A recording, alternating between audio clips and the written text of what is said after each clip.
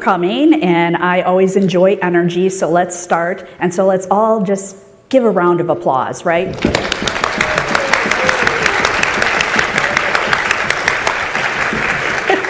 Well, thank you, our job is done, right? So imagine that you are at the workplace and there's 5 generations there, and you notice that they all have different expectations and they have different values and different goals. How would that work out? Maybe it sounds complicated. However, you could use it as one of your competitive advantages if you know how to harness it right. So I'm Dr. Maria Malayter. I'm a business psychologist and workforce strategist.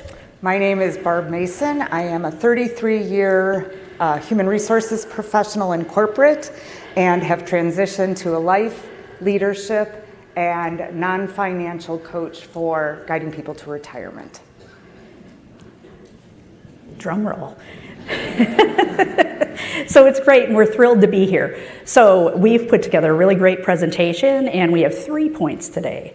1, we're going to have a conversation about what's happening with talent today. Then we're going to do some disrupting about how you think about older workers and aging. And then finally, we're going to showcase some organizations that have some great programs that you can take a look at and maybe put in place for your organization to get that competitive advantage of working with older workers.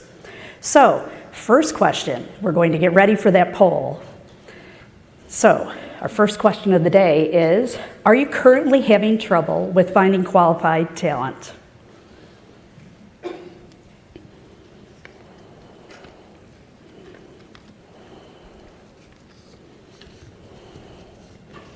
So you can scan QR or you can do slido.com.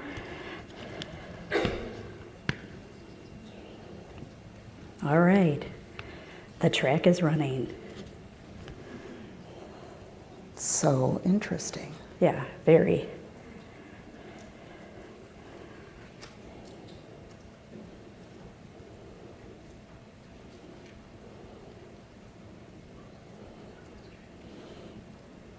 All right.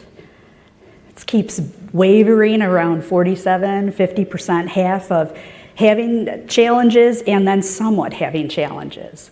So that's very interesting. So let's see what the survey's results are from the research from Manpower Group. So from the Manpower Group, they did a global talent study, and they found out that 74% of employers are having difficulty finding qualified talent, and that it was across the board of the different industries. So some of it is healthcare, some of it's IT, some of it is financial, and some of it's real estate. So across the board, probably in good hands that either you're having trouble finding talent or you're somewhat having trouble finding talent. So maybe we'll come up with some solutions. So, let's talk about our ideas of aging. How many of you remember the sitcom The Golden Girls? It was 1985 to 1992, so you're great. And look at their ages as they were portrayed.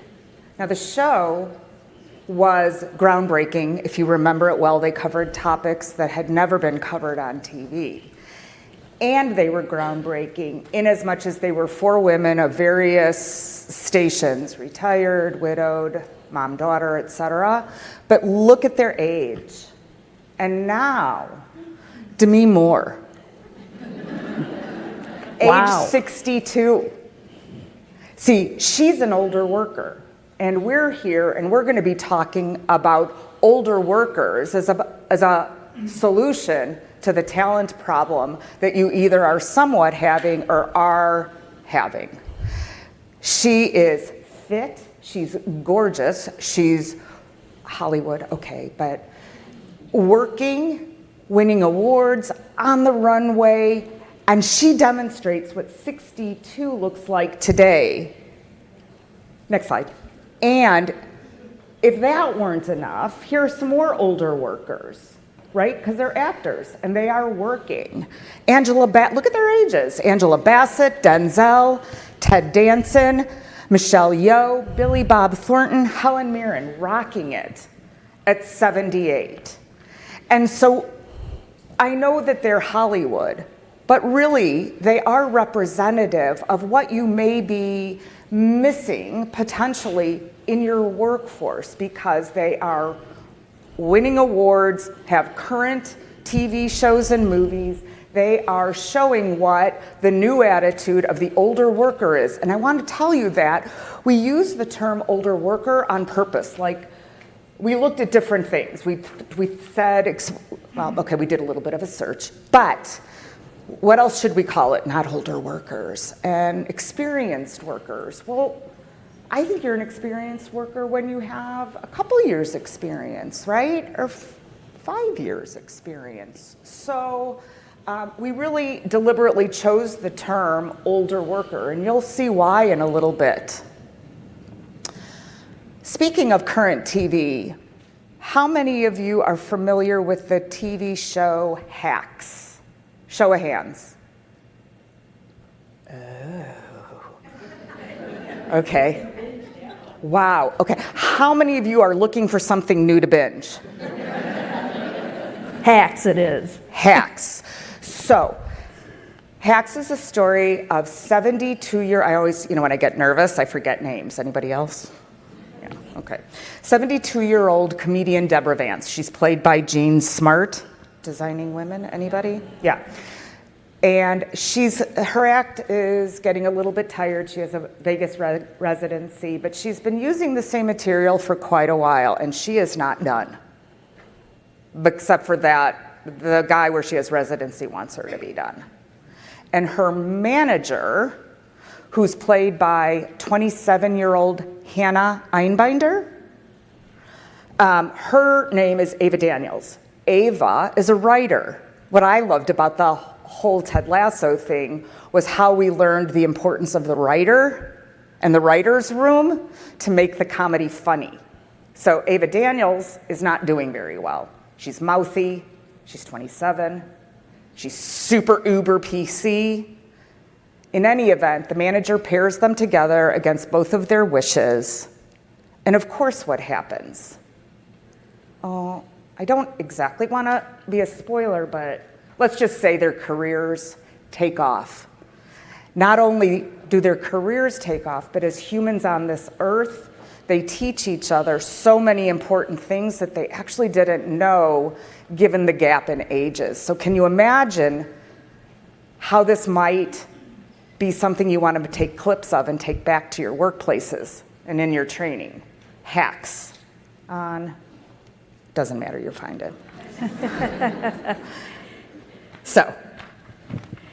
So I wanted to share a couple of stories of how I was kind of learning about where older workers are and what they're up to. So I came into a leadership role where I was director of a training program alongside with the US Navy. And during that time, the task they had me do is they wanted me to expand enrollment in the training program.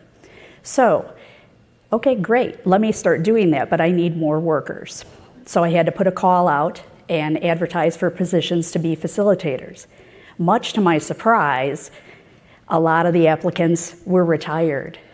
They wanted to come back and do something important, and they also wanted flexibility in work. So some weeks they could be on training, some weeks they could be off. So that was surprising to me, but they were phenomenal workers. And I was so happy to start to learn about what older workers are doing, what retirees are doing. Fast forward to my assistant at the time, she was moving out of state. So I needed to replace my assistant.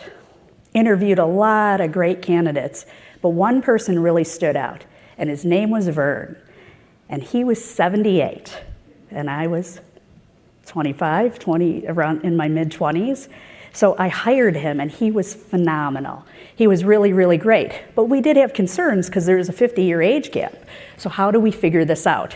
So of course, there's a lot of different personality assessments you can do or find out work preferences. So I used that one called True Colors, and I had him take it. He thought it was kind of cheesy, but then he's like, oh, aha, I understand you better, and now you know my way of working, and now I know yours. And he loved it so much, he had his entire family and all his grandkids take it so they could all get along. So just phenomenal worker, just really, really great. Then the second place where I started to hear about older workers wanting to be career changers and doing different things is I've taught college for most of my career, and I started teaching graduate level classes and MBAs and Masters of HR. And I walked in and I'm thinking, like, I'm almost 30, and more than half the class is like significantly older than me, and they were either people getting ready to retire or people that were already retired thinking, I'm going to do something different, something that I didn't get to do in my career before. So it was really cool to balance it out with the different people in the classroom because they brought so much experience and wisdom. It was really, really phenomenal. So I was happy to have that opportunity. So that's some of my stories, but let's look at some of the research of why we want to think about this group as a talent pool, and specifically from Harvard Business Review. They have an article called Redefining Retirement, and as you can see on the very far right, there's a lot of people over 65 that are available to enter the workforce. In fact, when I did some further digging, it's almost like 1 in 6 people that are wanting to be in that space of working. So let's think about that. Then when we look on the other side and we think, oh, we need to bring in a lot of younger talent. Well, as you can see, the age group between 16 and 34, it's really low. And we're going to start, and we are already starting to see the systems that kind of disrupts in our country. Specifically, there was an article about what's happening in college towns because there's a big enrollment cliff for colleges right now. And in this town, this small or medium-sized university in Illinois, they had 11,000 enrollees in 2011, and now they only have 5,700. So just think about how that's disrupting the economy from the changes of the enrollment. So, Barb? So we're going to take a survey. Nobody's looking. We're just trying to get a sense of what are you actually doing out there. It's not an EEOC thing. It's not an age discrimination thing. But are you actively hiring, recruiting? Are you actively recruiting older workers?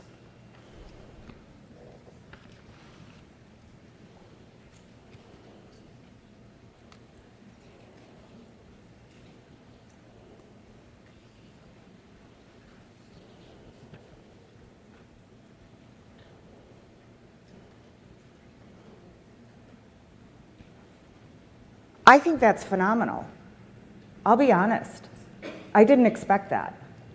And it's interesting, last night after the programming, I met 2 women, and both of them had shared that that's something they're doing they anticipated. I know the data has told us the boomers will be shrinking. Boomers are a huge age gap from me at 62 to my brother at 72.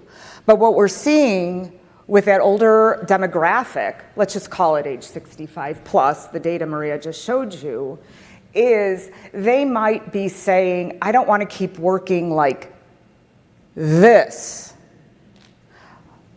but I don't want to retire, known as a complete cessation of work. I want to rewire and have more balance.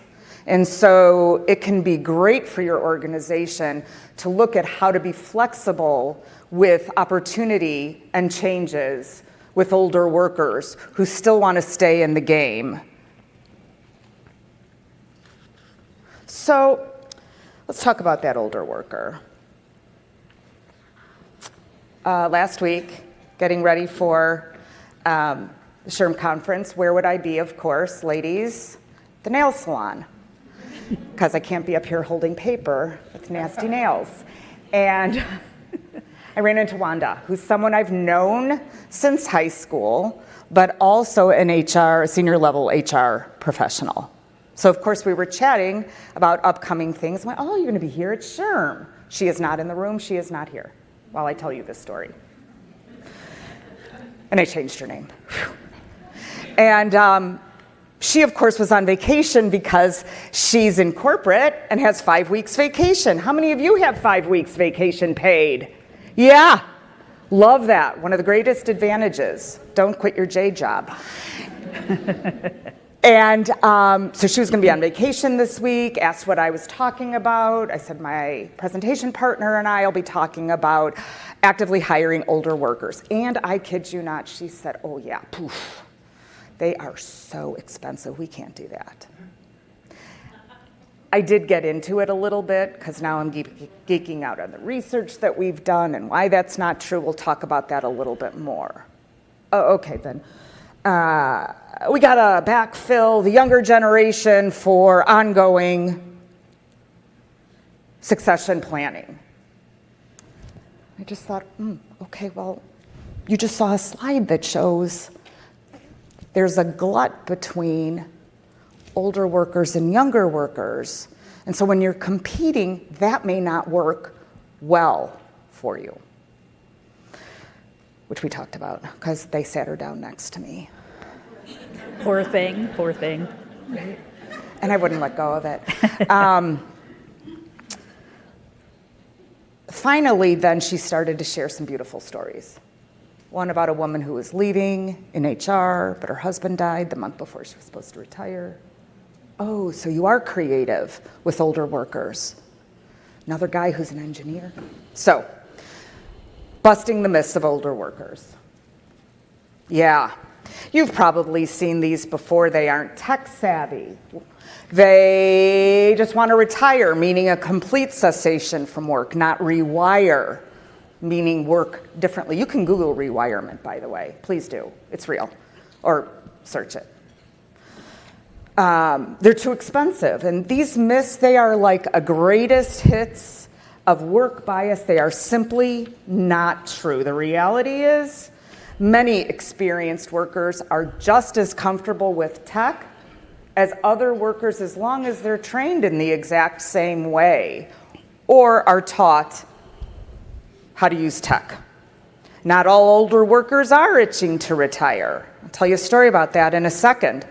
And the cost myth, it just doesn't hold up. When you factor in lower turnover, stronger mentoring skills, deep institutional knowledge, experienced workers often save company money. Also, when they're working more flexibly, they're working less hours. They understand there's a pay difference with that. So let's talk about some of the contributions of older workers. Of course, the number one thing could be for your organization, institutional knowledge. Now, my favorite story about that is something that has the golden arches, McDonald's. So the number one item that sells at McDonald's is the Big Mac. So in 1991, they said, hey, let's maybe drop some costs somehow, and we're going to change up the special sauce recipe. We're going to go with the vendor that's going to be cheaper, right? So they did, and they made that change, and guess what happened? The sales for the Big Mac dropped tremendously. So they said, okay, this is going on for a while. We need to kind of revitalize. And so they reached out to an older worker who had worked exactly with Ray Kroc and said, do you remember the vendors? Do you remember the recipes? So they ended up bringing back the special sauce and sales increased, which was phenomenal. So a reason you don't want to lose institutional knowledge. A lot of times older workers don't have as high a turnover rates. They also can offer mentorship and stability. They're an untapped labor pool, as we've talked about quite a bit. They have loyalty and maturity and offer diverse perspectives. So I want to tell you a story a bit about someone who's really important in my life, and it's my older brother, my oldest brother. So he started working around 16. He got himself a dispatcher job at the local police department. That was great. He continued on, and he aspired to then be a police officer. Well, he started at 16, so he's been going for a while, and so he retired at 55 after 30 years, and he's like, what else did I want to be when I grew up? And so he went on and he made the choice to go to law school. LSATs, law school, passed the bar, and he is back in the workforce as an assistant state's attorney in Illinois, and I'm so proud of him. Thank you. It's great to have an older brother like that. keeping the school. So anyway, it's just phenomenal to see what people do, and I love it. So let's talk about Rob. Rob is someone who I'm working with. Rob, at age 60, had a transformational life change. He became a grandfather. And he said to his managing partner, I don't want to work like this. I want to be in my grandchild's life. I live over here on the East Coast. The grandchild lives in the Midwest. And he didn't say, I missed a lot when my kids were growing up. I'm not going to do that again. But he did say, kids are hard, but grandkids are magical. Get yourself some grandkids. Which would be hard because I don't have kids. But so he went to his age 60, went to his managing partner, said, I don't want to do this. Here's what I want to do. I don't want to be a partner anymore. I don't want to be responsible for billables anymore. I want to work only on special projects. I want very special, flexible vacation time. I'll work 4 days a week and I'll work remotely for this amount of money, which obviously was significantly less. All right, I added significantly. He didn't say that. I'm assuming significantly less than his partner salary and bonus. His managing partner says, great, because we have so many special projects. None of the partners want to do it because it takes away their billables. You have credibility. You've been a partner in this firm.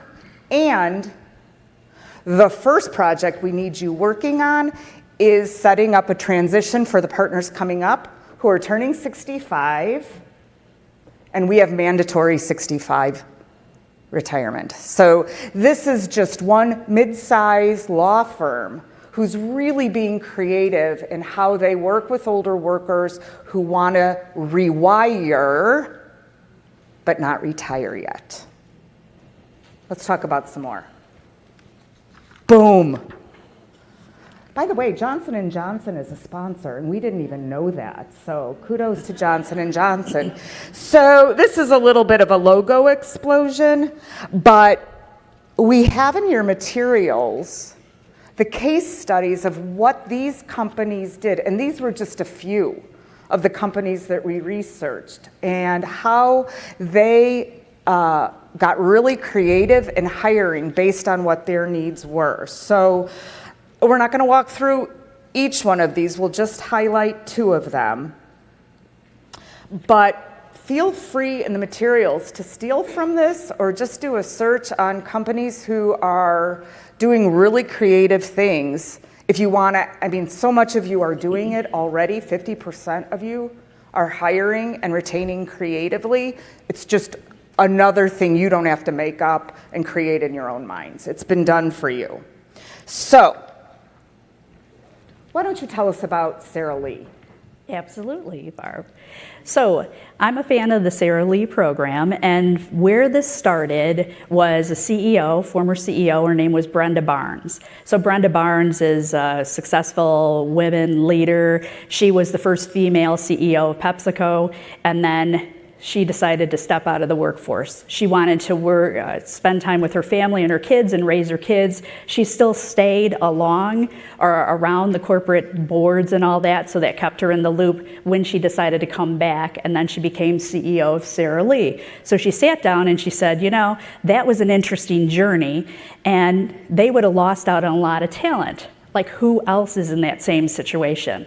So from that experience she had created a different kind of internship, the Success Factors returnship. So that was for people returning back into the workforce. And some of the highlights of that program is, first, they did a skill inventory. So just asking and finding out where are people with their skills right away. And then they did career mapping to that. So here are our skills. Let's see what Sarah Lee needs as far as in the workforce. They also had one-on-one mentoring, which was great, and kind of adapting, coming back into the workforce. And when they did that career mapping, people could take a look at the different jobs and shadow someone there to make sure it was the right fit. So I thought that was a phenomenal program, a little bit different than a college internship, but a returnship instead. Barb, what about Microsoft? So I love Microsoft personally, and they created a program called LEAP, which wasn't just about doing the right thing, but it was about solving a business problem. Like many companies, Microsoft was facing a hiring problem specifically in difficult to fill tech roles. So LEAP looked at non-traditional applicants, like those people who'd been gone from the workforce for 2 years or more, veterans, and other non-traditional applicants. The program accelerated hiring for hard-to-fill tech roles by tapping into a broader, more diverse candidate pool.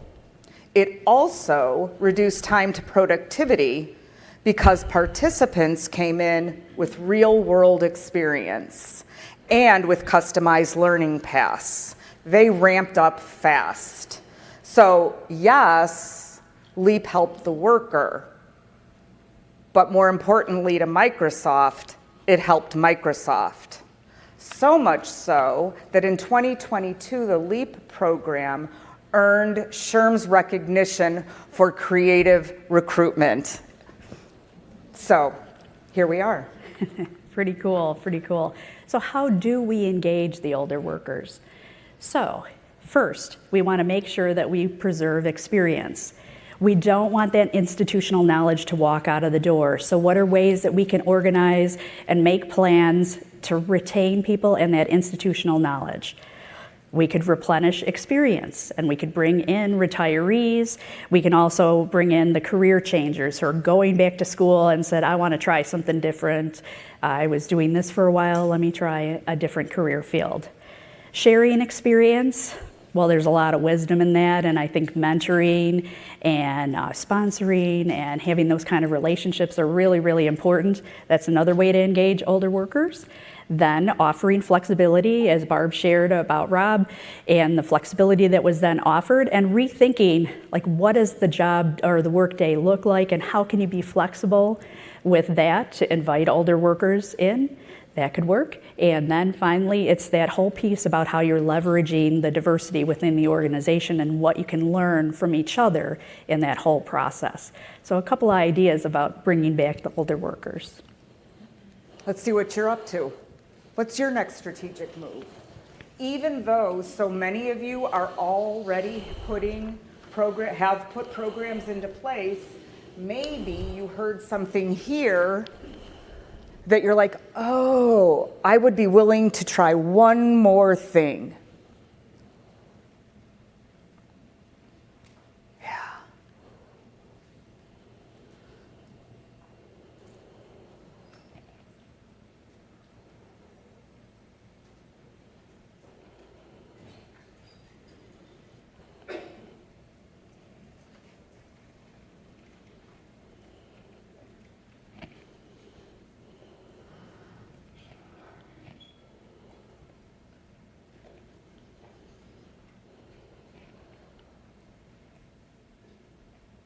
I just flipped.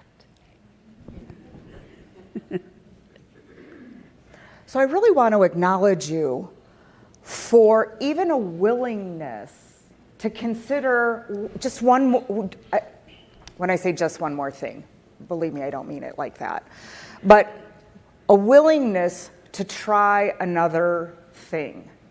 And so that's why in your materials, not only do we have the slide presentation for you, we give you a shortened version of the case studies that we used, all of the ones that were on that logo page, and then we gave you the long story, because the long story is where you can just say, oh, I'm interested in whatever. What did they do? And of course, you know, an easy AI search. The AI search is easy, not the implementation. Who said that yesterday? Oh, you know what? It was a session I attended where he said, we have an execution challenge. In any event, amazing. So our ask of you is we want to invite you to become the trailblazers or join the trailblazers and try new things and rethink about how you look at older workers. In our session today, we talked about some of the talent challenges. We were disrupting aging and aging workers or older workers, and then finally sharing with you some cases that of companies that have done this very well. So just think about this. 5 generations, 1 workplace, endless possibilities. We want to invite you for questions now. So how can we help? Questions and survey if it's up. That would be awesome. Next year, then we can get a bigger room. Thank you all for that. Well, I just want to say that I'm an older worker. I'm 68. I got my master's degree in human resource management at 65. And I got my SHRM certification on the first try at 66. And but at my job, they hired me, but they didn't know how old I was. And so I asked my manager if he knew how old I was. He said he would hire me, but the president would not have. So I just feel like the door is still closed. Like if you put on your application that the truth, this is when I graduated college, this is what I have, you're still not getting hired. They feel like you're too old. But you did. I did, but they didn't know how old I was. Thank you for sharing your story. And my thought about that is, but 50% of you in this survey, right, it's anonymous, said you currently have programs to hire older workers. Now, it's also true 50% don't yet. But you can even look up companies that are trying to do age-inclusive hiring. And as the HR people in your organizations, you can also be wondering, like, are there barriers to hiring older workers? How are older workers getting through our applicant tracking systems? How are they set up? And I'm not saying that they are set up that way, but what if they are and you would have missed out on this woman who got in because they didn't know how old she was? Do you have any other thoughts on that, Maria? I think kudos to you, and I do think there is a challenge, and sometimes it depends on how you're even filling out those applicant tracking systems. Agreed. Like some people automatically can get bumped out if they put too high of a salary range, and that didn't have anything to do with age. So I think that that's an interesting component, that we have to have these conversations, like, do you want skilled workers, and what's it going to take? I mean, is that one reason to rule somebody out? So, and I think there was a question right over here. And then one over there.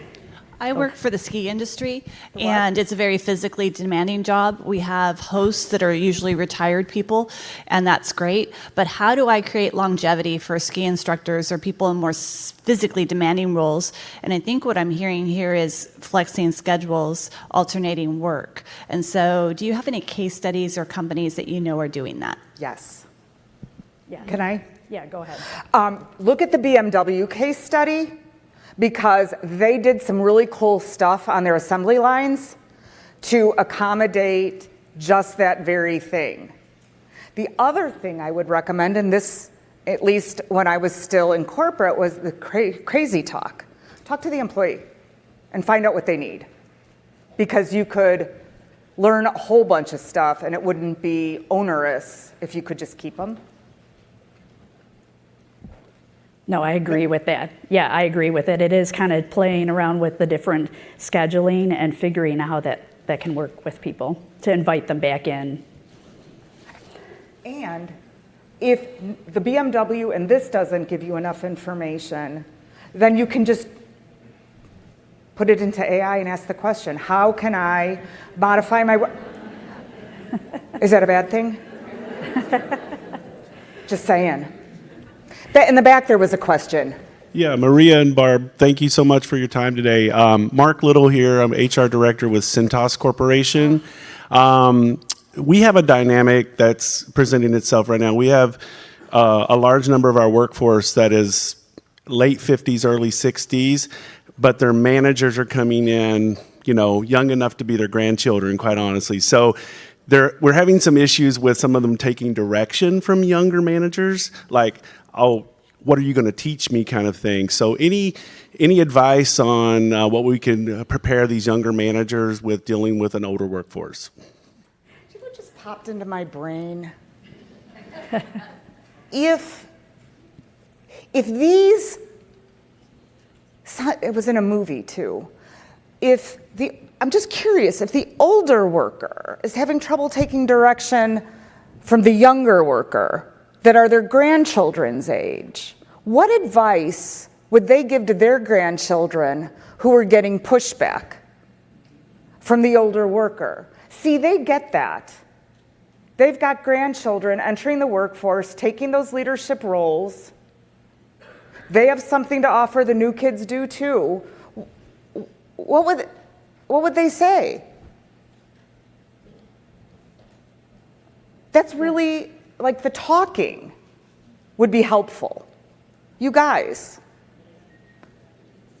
That's what I would say. Yeah, and I guess I'm always about little assessments. If you can find those kind of assessments that help people find where there's similarities. So instead of having the age piece, and I'm not going to recommend any specific one, but maybe there's something there that can work. I gave the example of when I was working with Vern, and he was 50 years older than me, and I used True Colors, and I know that's not a validated instrument or anything, but it at least opened up a conversation to say, oh, I like to work this way, I like to work this way, and so we could hit a middle ground. So there might be something there. It's all about the communication, though, and just finding out how there are a lot more similarities. And just the curiosity of building the curiosity culture of, like, what is it like to be younger? Or how do I do Snapchat or something like that? I mean, well, yeah. But Mr. Cintas, the other thing I was thinking of, have you seen Hacks? Right? Like, was that not the actual situation? 72-27, neither has anything to offer the other. I don't think that's far from real life. In as much as if you can just learn and get curious, not judgmental, Ted Lasso, then you might find there's something of value. You might even get more relatable to your grandkids. There's so much learning. Mentor in reverse. Oh, yeah. That'd be great. You want them to learn absolutely. from you, you learn from them. You don't have a mic. And I know We'll come. you have to watch your time too, because 10:15. Wait, we totally can't hear you. I'm sorry. Yeah, thanks. So I work for an agricultural retailer company. We provide agronomic services and seed and chemical and fertilizer and stuff like that on the farm. And so a large portion of our workforce is over 60 up to the age of 86. Amazing. And these folks are out on the farm, out on the turn row with farmers. And so we are hiring a lot of younger individuals to come in under mentorship programs, and a lot of our aged workforce is almost reverse training them, because while they've learned a lot of things in high school and colleges, there's a lot of practical knowledge that they have to offer because they've been in that industry for 60 plus years. Do you want to tell us who your company is? Greenpoint Ag Holdings Beautiful. out of Decatur, Alabama. Sounds like you're doing it right. So, Thank you. But we can still do better. So that was why I was here, but to learn, Amazing. what offerings you all have. Great. Kirsten had a. And then back to you. and then there's one right in the back. In the back, gotcha. 1, 2, 3. I was just going to add on in response to the ski instructor comment as well. I just feel like there's so much opportunity. The older workers often want to shift into a coaching or mentoring role, and that's what you're saying too. So it's not necessarily the doing where you're actually doing the skiing, but the older folks might be in a situation where they can watch how the younger ski instructors are interacting with clients and doing the actual skills training. So just really shifting, a lot of older workers want to shift into more of that coaching and mentoring as well. So Thanks. Okay, and then Over here and then in the back. Yep. Yes, I work for the City and Borough of Sitka in Sitka, Alaska, and I'm just actually. there. Oh, is that right? For real. Awesome. And I'm actually currently in the situation that gentleman brought up. I'm 56 years old. I did, I guess, a rewire as far as I was a controller in the finance department and then transitioned to human resources, trying to study for my prep course. And then my new boss, I'm an HR generalist, HR director, is a 40-year-old retired Coast Guard that's been all over the world, who's already finished one career and is starting another. And I just had to do a mind shift, and where it's benefited me is the technology. And we have a good rapport now where I'm like, okay, slow down. My Gen X brain can't comprehend. Show me how, AI and all this new technology, which he's just amazing at. And then he'll also come to me like, okay, can you give me this perspective as a older worker? He doesn't really say it that way, but as an experienced worker, I guess. And so You don't get to be older till you're 65. Yeah. So it's a good balance. I was a little hesitant when he first came on because you're right. You always think, okay, I'm at this age, I should be in a mentoring role. I've been with him for 8 months, and he's already taught me so much. I really like our working relationship. How did you make, Cinta's left.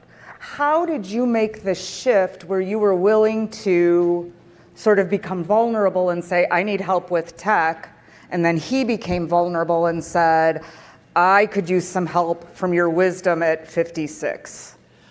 I think for us, we were both challenged right from the get-go, implementing a new HRIS system, NeoGov, and I knew if I didn't change my mindset that, and he was really savvy, thought process, that I was going to fail. I needed to let myself be vulnerable, be open, and it saved me. Now it's like, okay, I can do this. I realized I couldn't do it on my own, and I really needed his expertise. Thank you for sharing that.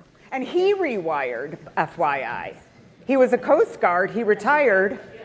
we've got in the back, she's been so patient. Good morning, everyone. Thank you I'm for your Pam patience. Ambles. No, thank you for being here. I'm Pam Ambles, Clayton County, Georgia, and my team is here.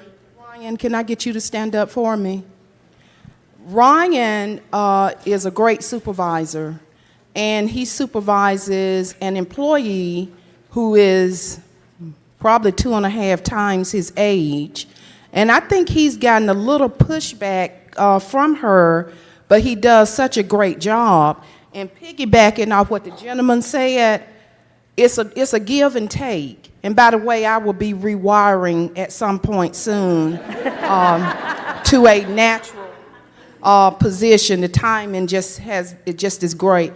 But I think too that it's important to equip leaders with the skills they need before they accept that job. Because if you come in acting like a Billy Badass, nobody is going to listen to you anyway. So I think making sure that those leaders, those younger leaders, have the skills that they need, just like with Ryan, I think the process will be smoother. And thank y'all for listening.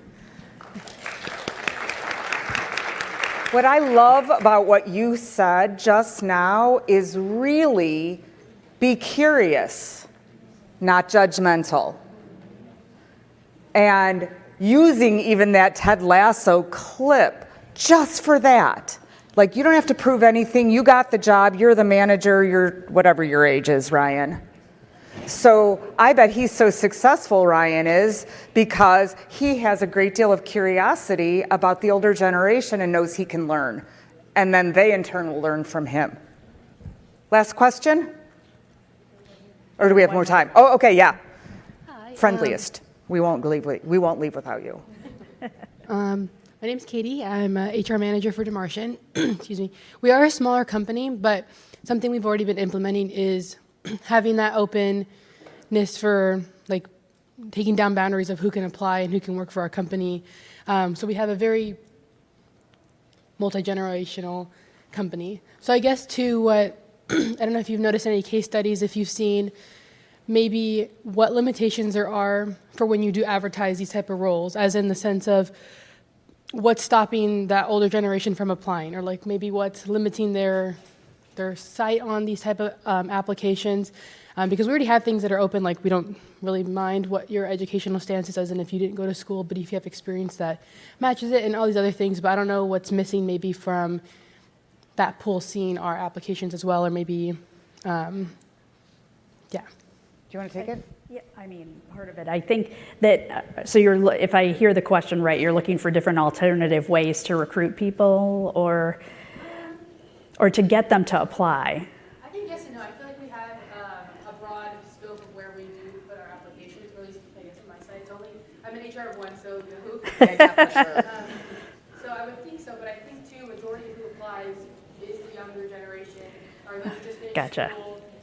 So it's like, I don't know if it's the verbiage, or maybe there's certain sources I'm not realizing, like, you know what I'm saying, like, to consider when putting like. So I think of how AARP is such an advocate for hiring older workers and rewirement and all that. And so that might be a place to look for some of the resources. So AARP, and then there's also some, and Barb had mentioned that there's some awards for being age-centric. And so that's also a resource that you can look for, because I think there's even a toolkit with age-centric, but I'd have to think about that. But AARP definitely has been a champion for older workers, and they also have a whole program to help older workers learn how to get back into the workforce. So huge program there. So that's some of the thoughts that I had. My question continues to be, and I am saying this literally without data behind my remarks, so write that down, no data necessarily, does the applicant tracking system, do you have one? It just houses them, so I'm always looking at that. Oh, great, so you don't have age bias in your, right, because it's you. Because it's you. Great. The one-woman show. Huh. I know that throughout our research for the program, they talked about taking out language, like I remember specifically the word energetic is code for young. So don't put that in your, and there were a couple of more like secret words that suggested don't apply here if you're old or an older worker. And so people who are really looking to broaden who applies, I know that even in my own work, the applicants, because I work with many 60 to 65-year-olds who are rewiring, and they're very savvy with applying online, et cetera. So I wonder, how do they know you have openings? You post like on LinkedIn. Yeah. Yeah.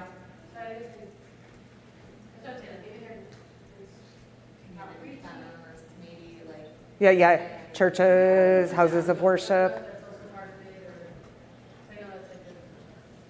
Get out in the community, like you have time for that. I know. Last question? Yeah, so mine's part comment, part question. Thank you both. This was fabulous. Amazing. So I wanted to plus one to the fabulous lady in back. I always tell, any HR teams I'm working with is the manager has to style flex to the employee just as much as the other way around, right? Mm-hmm. And something I'm a big advocate of is ways of working conversations. So especially when we're dealing with different generations, some folks like to use the phone, right? Whereas others really don't. And so having those conversations and being curious up front to get that information. So just wanted to throw that out there. But a question I have from previous lives of mine when I was in a more, physically, physical environment, like what the individual instructor. about the skiing, what I found was that when managers were interviewing for roles, they would automatically jump to, oh gosh, this individual is an older worker. They might require accommodations, or it could cause additional workers' compensation cases or things like that. So I'd just love to hear how you both would respond to that if a hiring manager was like, ugh, there might be some additional things coming in play with that.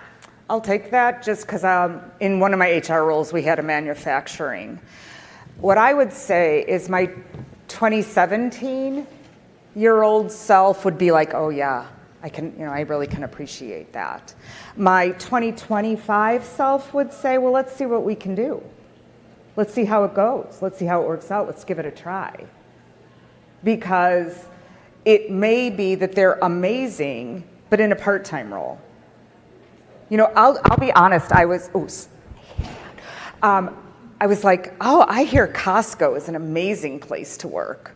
They continue to have their DEI programs, especially for, so I went to Costco and I'm like, well, what job could I do here? Because they offer benefits and I looked at it and I'm like, I'm going to self-select. I cannot be the person at the checkout.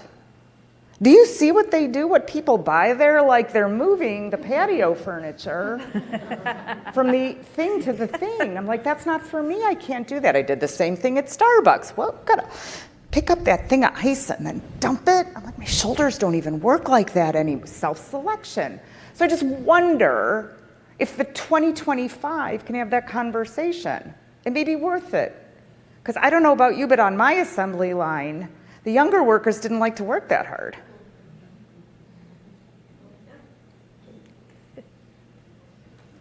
Thank you for the question and the contribution. It's a great question. Okay, wait. Did I just say something wrong? No. Oh, you guys started laughing. I'm like, oh no. I do step in it, so. But I think I just was going to say, I agree with Barb. I think it's just like, even people even knowing, like there's this, for people that are older workers coming back, sometimes they have no idea what their skills are and what they are even motivated to do. And I think there's some self-assessment that needs to happen for them. And then also just the conversation of what are you interested in doing? I know an interview question that I recently heard was like, how well do you adapt to change? Because we're an organization that changes really quick. And are you going to be able to do that or not? And so, I guess even educating a bit more about the culture when people are coming in through the process is important to know. Like, can you do that learner agility?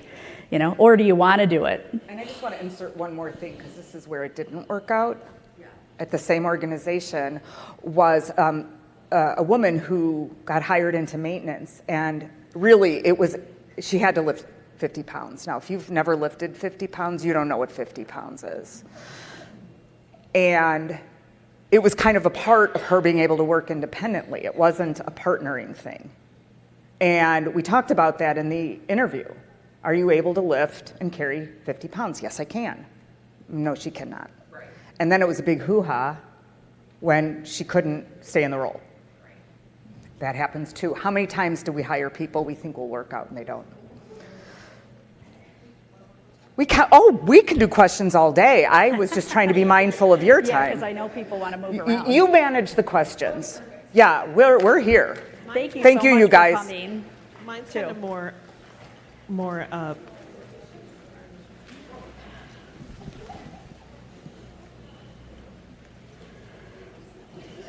mine's more of a comment that what has worked for me is really communication. I think the most mature adult that I ever hired was 85, and as a machinist, and you can't find that knowledge anymore. So for him to pass along his knowledge to my other employees was just amazing. And to see his journey throughout, he ended up having to leave at 92. It was, and he was the sweetest little Italian man ever. Amazing. And it was all in the communication. Everyone knew around him that he became a safety hazard, unfortunately, to himself. But it was just in what everybody knew around him. They watched out for him, he watched out for them, but the communication was, and his knowledge of all those years being a machinist was tremendous. Amazing. A machinist? Yeah, that's incredible. Absolutely. Holy heck. Thank you for that story. It's a good one to end on. Thank you so much for coming. Thank you all for coming. Thank you for coming.